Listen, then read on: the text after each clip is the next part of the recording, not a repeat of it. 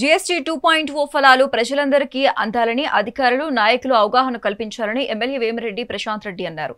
నెల్లూరు జిల్లా ఇందుకూరులో జరిగిన జీఎస్టీ 2.0 అవగాహన కార్యక్రమంలో ఎమ్మెల్యే పాల్గొన్నారు.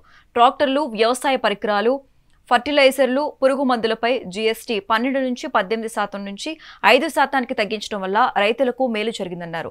అదేవిధంగా ఆక్వా రంగం, ఇన్ఫుడ్స్ పై కూడా 12% నుంచి 5% తగ్గించడం ద్వారా ఈ రంగాలకు అండగా నిలిచిన ప్రధాని మోదీ, సీఎం చంద్రబాబుకు ఆమె ధన్యవాదాలు తెలిపారు. నిత్యావసరాలపై పన్ను తగ్గడంతో పేద, మధ్యతరగతికి నెలకు 3 నుంచి 5,000 రూపాయలు ఆదా అవుతుందని చెప్పారు.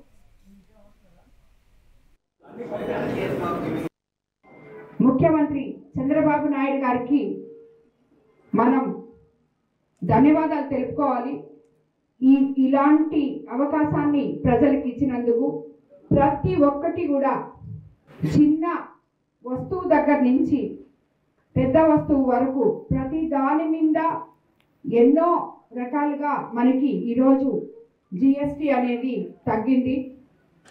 మామూలుగా మనము రోజువారీ వాడుకునే సరుకుల దగ్గర నుంచి ఒక సింతాల్ సోపు, ఒక మెడమిక్స్ సోపు, ఒక కాల్గేట్ పేస్ట్, అలాగే పిల్లల పాల డబ్బాలు, అలాగే బాగలేకుండా వస్తే వాడుకునే మందులు, సో నిత్యావసర సరుకులు, వీటన్నిటి మీద కూడా మనకి ఇంత ముందు 12% ఉంటే ఈరోజు 5% వచ్చింది.